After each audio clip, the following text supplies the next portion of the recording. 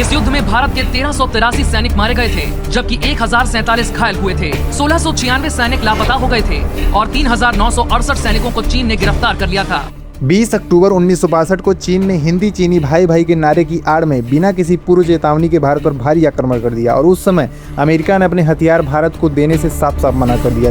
It was the United States which cut off India in 1965. It was the United States thereafter which did not resume sale of defense equipment to India. चीन ऐसे प्रयास समय समय पर करता रहता है, जैसे Doklam stand of Galwan valley जिसमें 20 सोल्जर्स की जान गई, लेकिन आज के समय में इनकी ऐसी चालें जो कामयाब नहीं हो सकती, क्योंकि चीन की अर्थव्यवस्था को तहस नहस करने का जो तरीका भारत ने निकाला है उसके बारे में आज हम बात करेंगे। एक ऐसी रणनीति जिसने चीन की नींद उड़ा दी है। India may have just taken its biggest strategic step in the Indo-Pacific.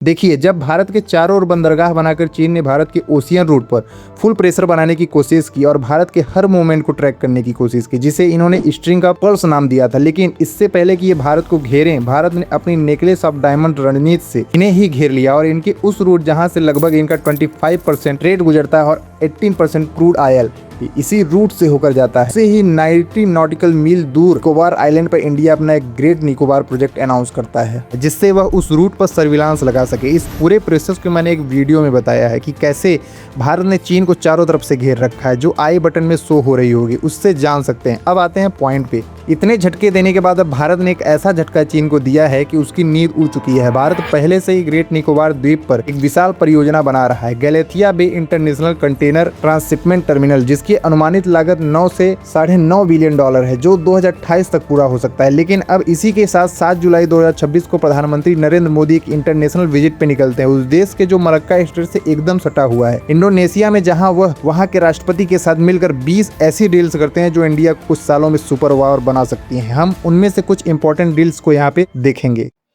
A missile procurement deal signed between India and Indonesia as Prime Minister Narendra Modi. सबसे पहली डील थी ब्रह्मोस सुपरसोनिक क्रूज मिसाइल और अस्त्र एयर टू एयर में मार करने वाली missile का एग्रीमेंट, जो 8 सालों से पेंडिंग था, जिसकी कीमत 5200 करोड़ से अधिक है। सोचो, फिलीपींस और वियतनाम के बाद इंडोनेशिया अब इंडो पैसिफिक क्षेत्र का तीसरा ऐसा देश बन गया जो भारत से इस घातक ब्रह्मोस मिसाइल प्रणाली को खरीद रहा है। जहां कल और देश भारत को हथियार देने से मना कर रहे थे, आज उसी भारत से हथियार खरीदने को तैयार है। यह सौदा मुख्य रूप से साउथ चाइना सी में चीन के बढ़ते सैन्य दबदबे और आक्रामकता को देखते हुए किया गया है। दूसरा, भारत और इंडोनेशिया के बीच सबंग पोर्ट को संयुक्त रूप से विकसित करने का समझौता हुआ। यह गहरे पानी का बंदरगाह इंडोनेशिया के सुमात्रा द्वीप के उत्तरी छोर पर स्थित है। यह सीधे मलक्का जलडमरू मध्य के प्रवेश द्वार पर है। देख रहे हो, इधर ग्रेट निकोबार प्रोजेक्ट और इधर सबंग पोर्ट। तीसरी डील भारत और इंडोनेशिया के बीच क्रिटिकल मिनरल जैसे निकिल, जिससे लिथियम बैटरी, ईवी बैटरीज और एरोस्पेस और जेट इंजन बनते हैं, और रेयर अर्थ मैग्नेट जो ईवी के मोटर को सफिशिएंट रूप से चलाते हैं, और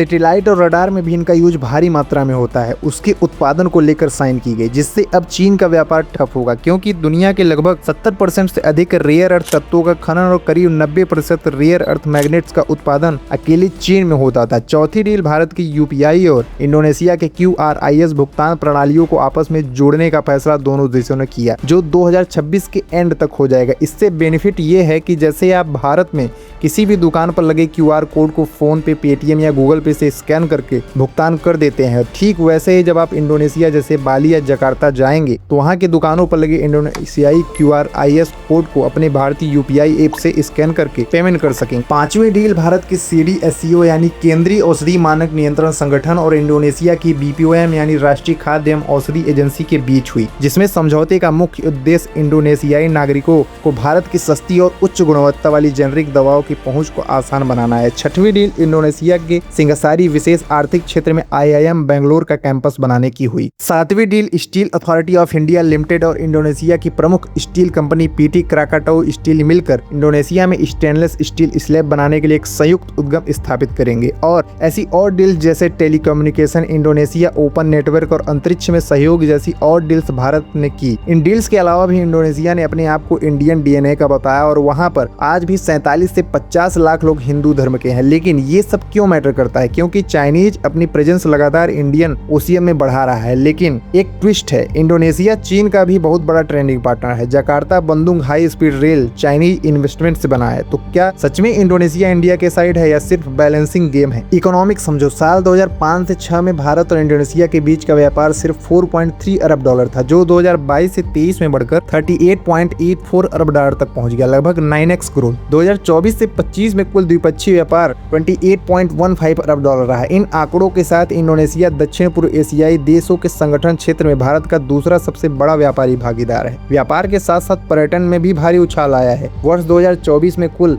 7,10,000 भारतीय पर्यटक इंडोनेशिया घूमने गए। तो इंडोनेशिया किसी एक साइड नहीं जाएगा, वो बस अपनी स्ट्रेटेजिक ऑटोनॉमी मेंटेन करना चाहता है। तो दोस्तों, सबंग पोर्ट सिर्फ एक नया डायमंड है उस पूरी नेकलेस का, जिससे इंडिया चीन को चारों तरफ से घेर रहा है। स्क्रीन पे आ रही वीडियो से आप यह समझ सकते हैं कि भारत अब किसी से पीछे नहीं है। मिलते हैं अगले वीडियो में, तब तक के लिए जय हिंद।